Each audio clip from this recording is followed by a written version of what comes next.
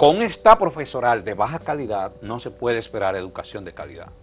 Hay que invertir en la formación docente.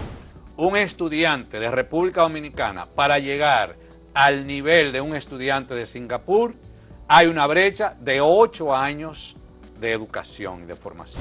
La agenda es ese 4%, ¿cómo lo convertimos en una inversión de calidad?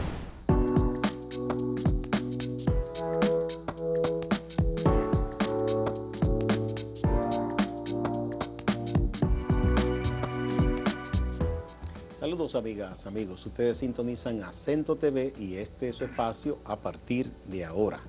Y hoy, como es viernes, tenemos a Bernardo Matías, el hombre de los viernes, que sigue con un tema importantísimo que es la educación. Bienvenido, Bernardo.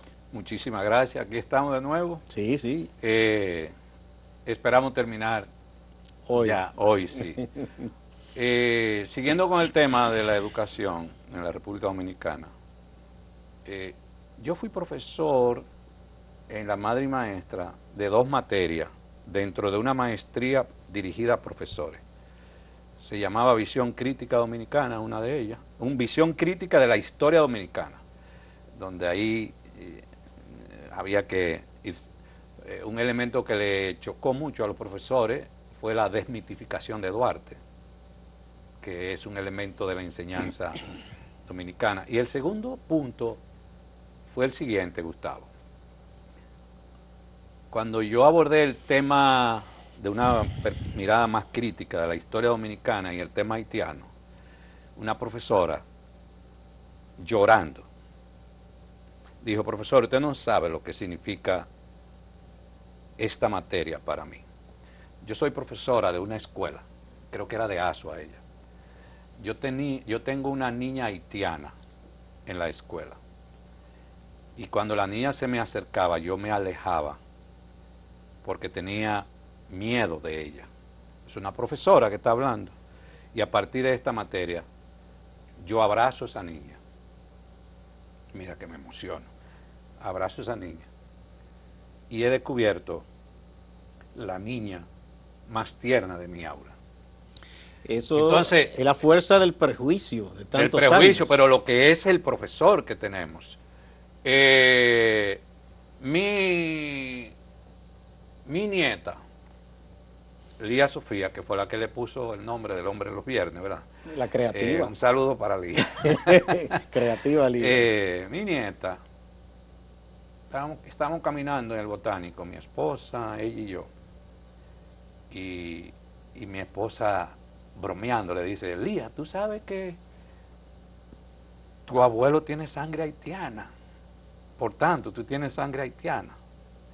Dice ella: ¿cómo? No puede ser, no. Casi llorando. Pero ¿y por qué? Porque ellos nos invadieron muchas veces. Digo yo: Lía, ¿y si yo te dijera que tengo sangre americana? Dice ella: bueno, eso es distinto. Digo: pero tú sabías que los americanos nos han invadido en 2 ocasiones. Dice: no, yo no sabía eso. ¿Cómo va a ser? La formación docente es fundamental. ¿Qué se enseña a nuestros estudiantes en las aulas? A nivel de la ciencia, de la historia, de la matemática, las horas que se dedican. Entonces, con esta profesoral de baja calidad no se puede esperar educación de calidad. Hay que invertir en la formación docente. Que debe ser otra etapa del uso de los recursos del 4%. Y ha habido mejora en eso, pero hay que seguir invirtiendo mucho más en la formación docente. Un sistema educativo lejos de los avances tecnológicos. ¿Cuántas de nuestras escuelas o liceos, como le decíamos, yo no sé cómo le dicen ahora, le siguen diciendo liceo? Hay muchos que se llaman liceos. Los liceos tienen laboratorio de tecnología. ¿Cuántos? Laboratorios de química, laboratorios de física. ¿Cuántos? De biología, ¿no? De biología. ¿Cuántos de nuestros colegios, también privados, tienen? Y las escuelas públicas. Entonces, un sistema educativo lejos de los avances tecnológicos y de las ciencias no es posible colocarnos como un país pujante a nivel internacional. Entonces, hablábamos en uno de nuestros programas que el modelo económico de este país no demanda personal de calidad en términos de las matemáticas, de la lectoescritura, pero la ciencia sí. La mayoría de los estudiantes odia las matemáticas porque no les sirve para nada, al final. Es una de las preguntas que muchos muchachos se hacen. ¿Para qué nos va a servir esto? Yo al hijo mío, a Josué, tengo que estar diciéndole, mira Josué, en ese avión que tú te has montado, eso es matemática pura. Toda esa carretera que tú ves ahí, eso es matemática pura. Esos vehículos que tú estás viendo, eso es matemática pura. El aire acondicionado en el que tú duermes, todo es matemática. De hecho, todos esos juegos electrónicos que se usan, es pura matemática. Los que diseñan esos juegos tienen que saber muchas matemáticas. No, y yo le explico el concepto binario de la tecnología, 0 y 1. Todo es 0 y 1 en la tecnología. Y los números del 2 al 9 es una combinación del 0 y el 1. El 2 es la mitad de un 0 y un 1 abajo. El 3 son 2 mitades de 0. El 4 es un 1, otro 1 y otro 1. El 5 es la mitad de 0, un 1 arriba, y todo eso es matemática. Y eso, toda la tecnología es una combinación de toda esa numeración. Ahora, le enseñamos la matemática así a los estudiantes. No sé, hay profesores muy buenos. Yo tuve profesores de matemática excelentes. Y yo me formé en una escuela, en un liceo, que estábamos divididos por mampara. Y nos escuchábamos todos.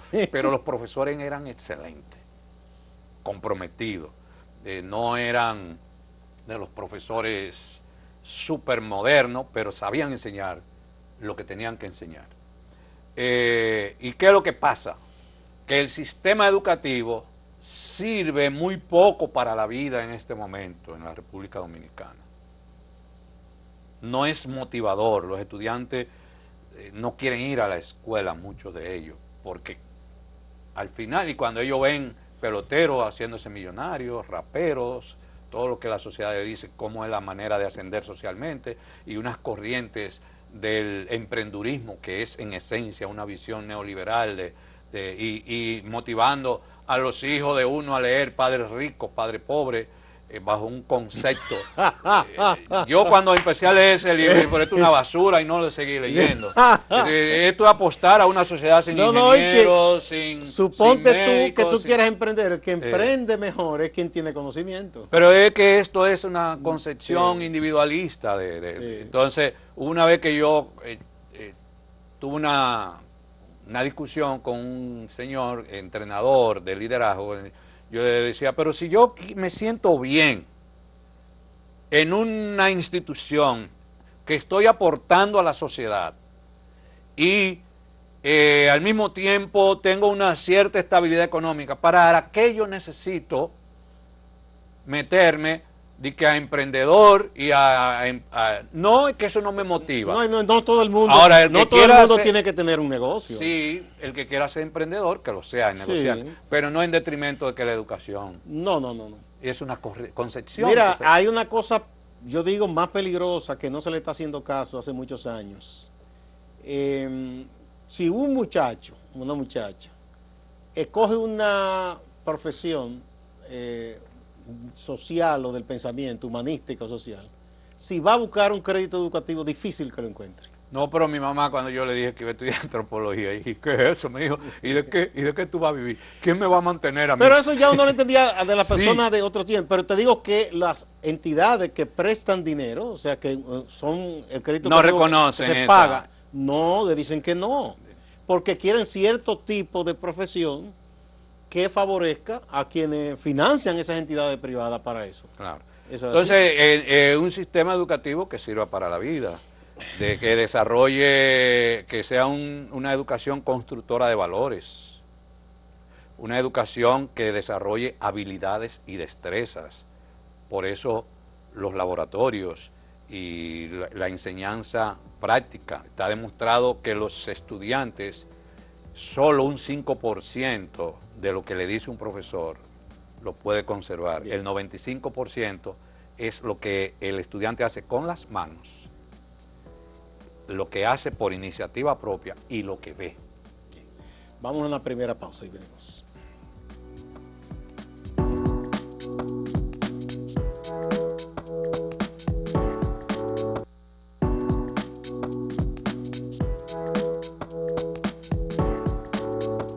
La educación es el tema de Bernardo Matías, el hombre de los viernes en este día.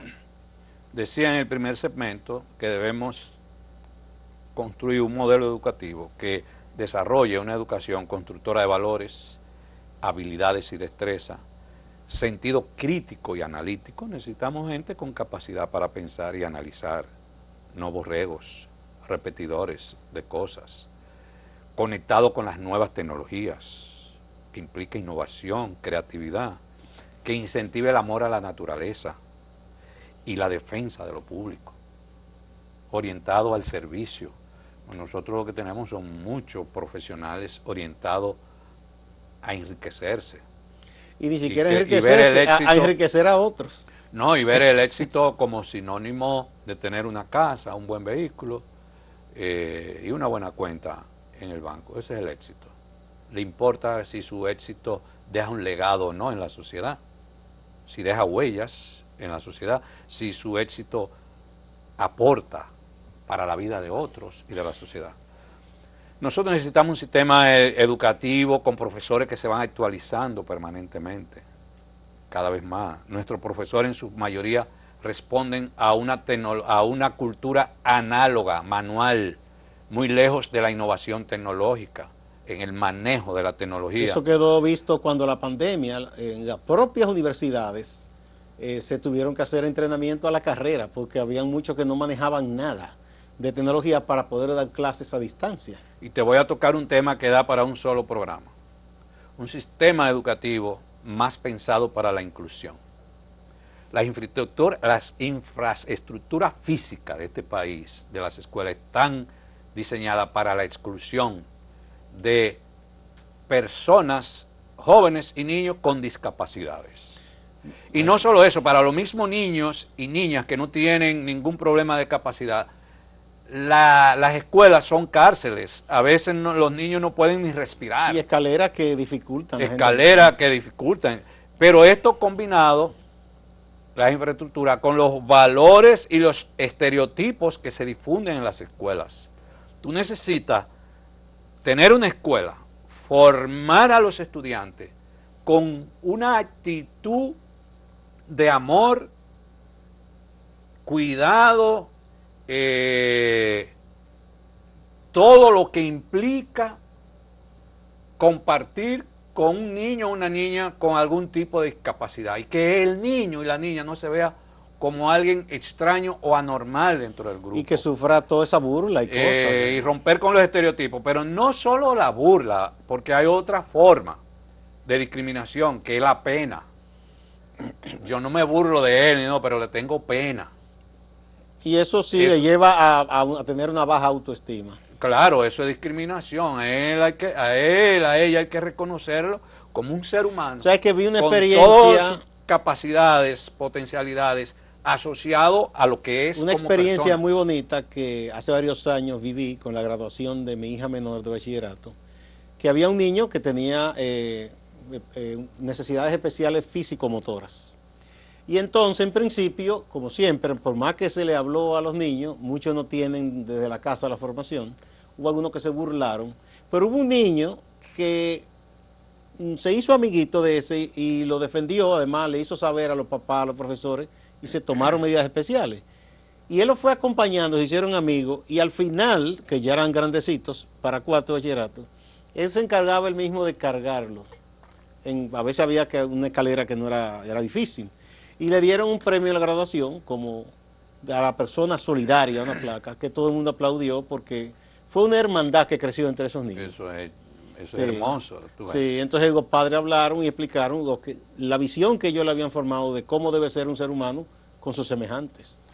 Tú sabes, Gustavo, que cuando yo estoy preparando estos programas, a veces le escribo a amigos, amiga o lo llamo, dime qué yo debería, ¿qué tú crees que? Entonces hay un amigo nuestro que se llama Jesús Sosa, culturólogo, que Sí, yo sí, le hice sí, esa pregunta claro. y él me envió una serie de ideas sobre dónde invertir. Ah, muy bien. Y yo voy a compartir esas ideas de Jesús, la voy a compartir porque yo me siento Muy identificado bien. con ellas. Saludos a Jesús. Sí. Sí. ¿Dónde invertir? Escribe Jesús. Yo creo que lo escribió en un periódico. 1. Convertir más liceos en politécnicos. Eso es importante. Que ahí viene la parte de desarrollar habilidades, Sí, sí, sí. destreza, el acceso a la tecnología, que un joven no solamente salga bachiller, sino que tenga capacidad, que pueda salir albañil, que pueda salir con un área técnica de formación. Eso hay que llenar el país de politécnicos, a nivel regional, a nivel provincial. Ampliar la cobertura de alimentación escolar. Tú sabes que hay un elemento que no se analiza de la inversión del 4%, lo que ha significado una serie de políticas nuevas en el sistema educativo para la mejora de la calidad de los ingresos y del gasto en la familia, y especialmente en las madres Claro, solteras. claro. Alimentación escolar, desayuno escolar, tanda extendida, Merienda incluso. merienda, eso es disminución del gasto de la familia en alimentación. En alimentación y en tener que pagar a alguien que le En cuide los tener que niños pagar a mientras alguien ellos que cuide los van niños. a trabajar. Entonces, ese es un cálculo que habría que Y hay hacer. otro también que estuve tratando recientemente en una entrevista al director de Dinavie. El impacto que tiene en una pequeña comunidad, que se crea una pequeña empresa. Toda una red económica. Que esa empresa le Sí. compra del colmado, le compra que tiene la leche, le compra la panadería, todo eso impacta la Exacto. Dinamizar la economía Eso es muy de la importante, comunidad. sí. Eso es lo que le llaman en economía las externalidades positivas. O el encadenamiento. O el también le dicen. encadenamiento, de que no es solamente la educación, como todo eso impacta positivamente Exactamente. en las familias y en las comunidades. Un sistema de transporte escolar en las zonas rurales. Todavía hay niños, niñas, estudiantes, jóvenes que tienen que caminar varios kilómetros todos los días para llegar Sí, a la sí. escuela. Necesitamos transporte escolar en nuestra provincia y en las zonas rurales. Ampliar, yo le agregaría aquí a esto, que Jesús no lo dice, que también tenemos que pensar en que en las grandes ciudades los jóvenes tengan oportunidades de espacio, habitar como estudiantes y que puedan estudiar en la universidad en la carrera que ha sido la carrera de sus sueños. Porque hay muchas, las extensiones de universidad, no todas tienen no muchas todas tienen carreras. la misma carrera. Tienen mucho la de Santiago, la de San Francisco, que son recintos. Creo que la de Barahona, pero el resto no que tiene tantas carreras. Vámonos con otro aporte, que ese aporte no es de Jesús, es de Eugenio María de Hostos. Ampliar los programas de educación para jóvenes y adultos, la formación de adultos. Redoblar la inversión en la formación de maestros y maestras, que eso ya lo decíamos. Profundizar las enseñanzas en las áreas de lectoescritura, ciencias y humanidades. Y este punto que es interesantísimo. Ampliar la cobertura de las estancias infantiles. INAIPI juega un papel fundamental en el sistema educativo dominicano. Tú dices, pero ¿cómo y por qué? Bueno, porque hay una parte de 0 a 5 años, los niños a los 5 o 6 años que entran al nivel inicial en la República Dominicana.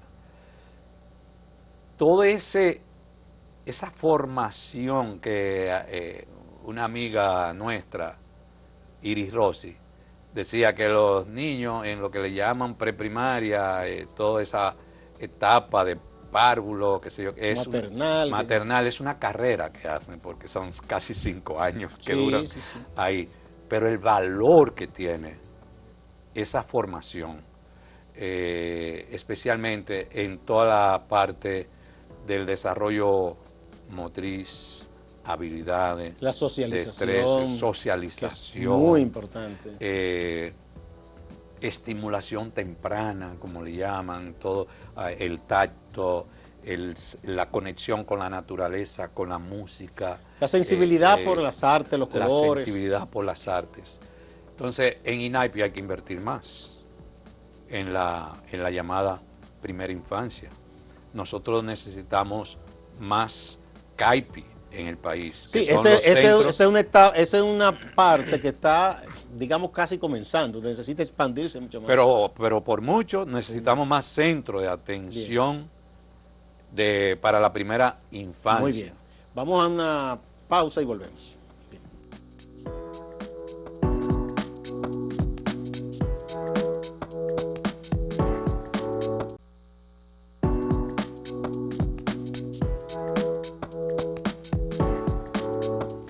Bernardo Matías, el hombre de los viernes, con este tema tan importante, la educación. Hablábamos del tema de la primera infancia. La educación inicial. No, esa no es la inicial. No, digamos la preescolar, preescolar le llaman. Toda esa etapa sí. hasta los 5 años, donde el INAIPI, el Instituto Nacional de la Primera Infancia, tiene un papel fundamental. Incluso, además de los CAIPI, en el país existen centros destinados a la atención de niños y niñas con discapacidades. Con necesidades especiales, sí. Sí. Yo estuve una vez en Santiago, en uno de esos centros, y hicimos un recorrido de las instalaciones, en las áreas, y había muchos consultorios vacíos, y la piscina no tenía agua. Entonces, ¿qué pasa? ¿Por qué no están dando servicio con una lista de espera larguísima?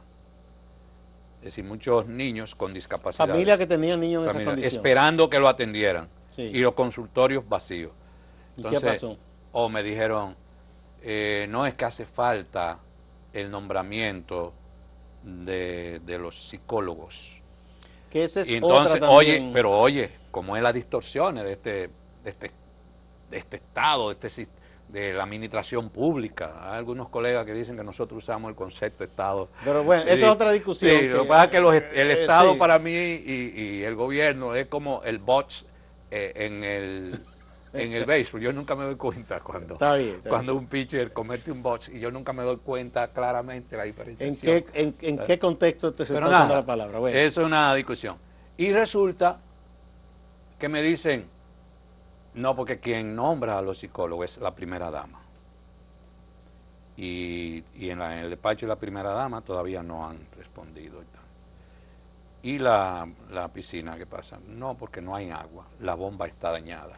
Entonces ahí hay niños que nadan con dificultades, discapacidades motrices. Sí, motoras. Que es una terapia. Sí, le dan una terapia, entonces no le estaban dando la terapia. Eso es inversión.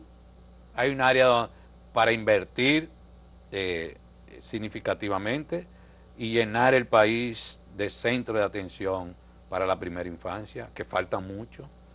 Ahora está el tema de INAIPI, el niño que murió, pero esos son accidentes que suceden. No, y los responsables de eso tienen que responder ante la justicia. Tienen que responder, pero yo no puedo. Pero eso no invalida todo el servicio, ¿no? No, INAIPI es una institución estratégica. A mí me encantaría dirigir una institución como INAIPI. Me encantaría. Feliz. Es una institución muy importante. Lo que te iba a decir que otro impacto también bueno de que haya más recursos como el 4% para la educación, es que incluso eso es un incentivo para que más personas se formen en esa especialidad de atender la primera infancia. Claro. Y exacto. Que haya más servicios que antes se veía como algo raro de psicólogos, psicólogas, de orientadores y orientadoras. No, y que cuando ese niño y esa niña entre al nivel inicial, entre con todo el potencial para Sí. arrancar como, porque ya tuvo como- esa primera como un tensión. avioncito listo para Bien. el despegue. No puede faltar, recuerda que estamos hablando de las propuestas de Jesús Sosa, no puede faltar en Jesús Sosa lo siguiente: aplicar programas de promoción de la cultura, de paz, prevención de violencia social y de género, diseñar programas de educación ambiental, uso y cuidado de nuestras aguas, flora y fauna, invertir en el deporte escolar, porque República Dominicana tiene que estar dependiendo mucho a nivel deportivo, o que hay un deportista que tiene que formarse en el extranjero o una empresa privada patrocinarla, porque el sistema de educación escolar nuestro no contempla un sistema de educación física en deporte. A uno, yo no sé si tú te acuerdas, a uno lo que ponían era hacer... y a correr en el patio. A correr y a correr en el patio. Convertir la tanda extendida, que es un problema realmente, Que también ese en está clases y talleres de teatro, danza, pintura, poesía, música, canto y artesanías. Y yo le agrego en espacio para la formación tecnológica y en habilidades y destrezas.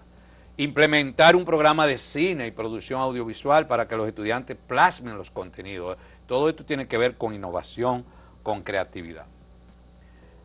Para terminar, ¿cuál es el resultado de esto? Isidoro, en sus artículos, que lo he citado como 3 o 4 veces, nos dice algo. Eso fue en el primer artículo. Él dice que él estuvo en un evento internacional donde el representante, el director de PISA, no, de OCDE, la OCDE, en su discurso decía sobre la situación comparativa de los sistemas educativos, y él dice que le dio vergüenza y casi se esconde debajo, que dice, en el mundo tenemos la situación siguiente, y él no sabía que había dominicano ahí. En el mundo tenemos la situación siguiente: el sistema educativo de Singapur, que está en primer lugar en el mundo, y el de República Dominicana, donde un estudiante de República Dominicana, para llegar al nivel de un estudiante de Singapur, hay una brecha de 8 años de educación y de formación. Casi nada. Casi nada. ¿Qué quiere decir eso? Que el joven que llega al bachillerato en República Dominicana tendría que retroceder. Si llega a Singapur a estudiar, podrían retrocederlo a 8 años menos. Sí, porque no atrás, porque tiene un retraso en términos de la así formación. es. Y pensar que hace 60 años Singapur era más atrasado que nosotros. La pregunta es, eso no nos dice nada. No dice mucho. No, pero a quienes dirigen el Estado, a quienes tienen, o a los gobiernos, no le dice nada.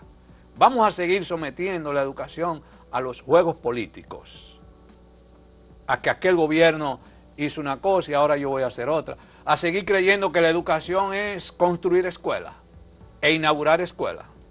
Deben hacerse, pero debe hacerse lo otro también. No, lo que hay que seguir haciendo escuelas, pero bajo otro concepto. Claro, escuela, pero digo yo, y terminar las que están a media. Escuela más amigable. Y reparar, pero debe hacerse lo otro, que es lo que falta, la parte de mejorar contenido, escuela más inclusiva, con mejores condiciones. Todo eso. Pero en resumen, no seguir construyendo cajones. Pero en resumen, no debemos despreciar una conquista del pueblo dominicano, que es el 4%. Jamás. Que tampoco nos confundamos con eso. No. Eso fue necesario y debe seguir siéndolo. Y yo no veo como un logro que el gobierno que echó para atrás. No, porque para mí es un problema que lo hayan puesto en agenda de discusión, porque esa no es la agenda, esa no es la discusión. La agenda es ese 4%, cómo lo convertimos en una inversión de calidad. Bueno, es un logro que la gente eficaz, lo rechazara y obligara a tomar la medida. Porque los pueblos que se quedan tranquilos también. Pero a mí lo que me preocupa es que lo hayan puesto en la agenda. Bien. Es pues, preocupante. Hemos concluido este tercero de esta serie de programas. Y el último ya. Exactamente. Un tema muy importante que cada cierto tiempo hay que siempre tratarlo y que la gente haga más conciencia de la necesidad de que mejoremos esa educación nuestra. Pero, Gustavo, menos de 30 segundos. Sí. Cerrando como empezamos. El tema esencial no es 4%, si es mucho o es poco. El tema esencial es calidad del gasto, calidad de la educación, eficiencia y eficacia de la inversión. Bien. Eso es lo que hay que estar discutiendo. Muchas gracias. Igual a ustedes, amigas y amigos. No se vayan, que hay más en Acento TV y Acento Portal.